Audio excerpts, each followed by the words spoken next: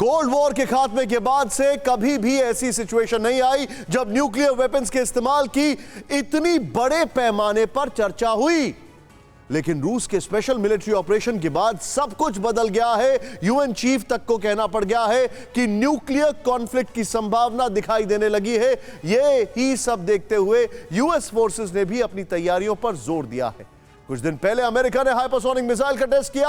अब एक बार फिर अमेरिका ने सबमरीन लॉन्च क्रूज मिसाइलों वाले प्रोग्राम को शुरू करने पर जोर दिया है। बाइडेन इसके खिलाफ है।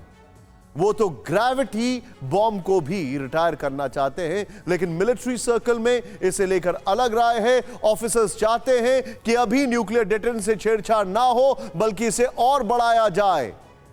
बाइडेन खुद रिटायर होने की कगार पर हैं। Let's not forget that. क्या रूस की मिसाइल से अमेरिका डर गया?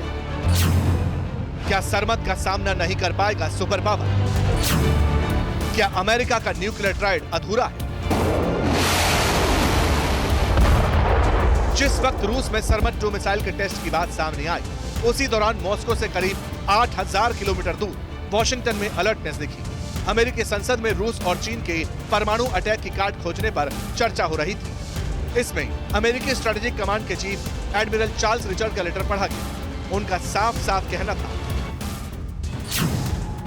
अमेरिका को सी लॉन्च्ड क्रूज मिसाइल प्रोजेक्ट दोबारा शुरू करना चाहिए। अमेरिका के पास डेटरेंट के तौर पर और ज्यादा न्यूक्लियर केपेबल मिसाइलें होनी चाहिए।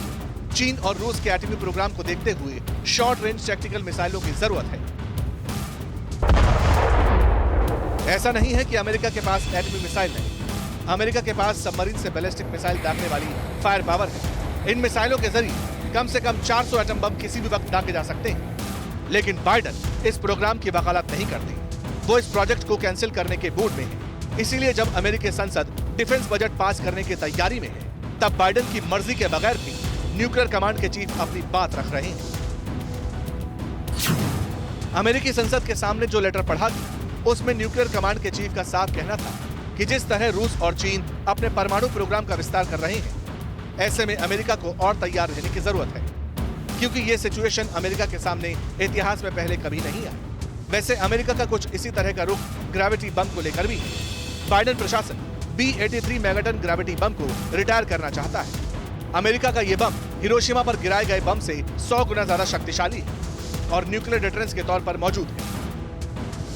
असल में रूस यूक्रेन जंग के बाद सीन बदला है। तमाम देश अपनी सिक्योरिटी को लेकर फिक्रमंद हैं। खासकर जिनके पास एटम बम नहीं है, वो और ज्यादा डरे हुए हैं। लेकिन इस सब के बीच रूस और अमेरिका के लोग भी दहशत में। हाल ही में अमेरिकन साइकोलॉजिकल एसोसिएशन की तरफ से एक सर्वे हुआ। इसमें 70% लोगों ने माना कि यूक्रेन की जंग किसी भी वक्त न्यूक्लियर वॉर में तब्दील हो सकती है।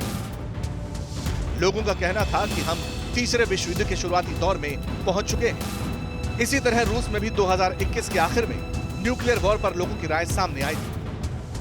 तब सर्वे में शामिल करीब 50% लोगों ने न्यूक्लियर वॉर की आशंका जाहिर की थी। अब इन सारी बातों का मतलब तो यही है कि न्यूक्लियर डेटरेंस के नाम पर डर और दहशत की जो फसल बोई गई, वो अब पकने लगी है। उसका असर दिखने लगा है। अब ये बातें लोगों के मन में घर कर चुकी हैं कि किसी भी वक्त न्यूक्लियर हमले का बटन ऑन हो सकता है।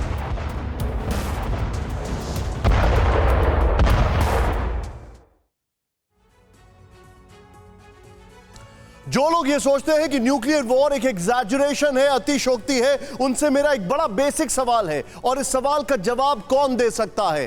क्या आपको नहीं मालूम कि वर्ल्ड वॉर 2 हिरोशिमा नागासाकी पर न्यूक्लियर बॉम्ब अटैक के बाद खत्म हुआ था?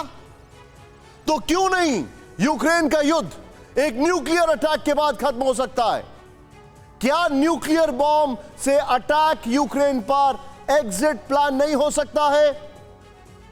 सोचने वाली बात है। अड़ी सोमवार से शुक्रवार शाम 6 बजे सिर्फ TV9 भारतवर्ष पर।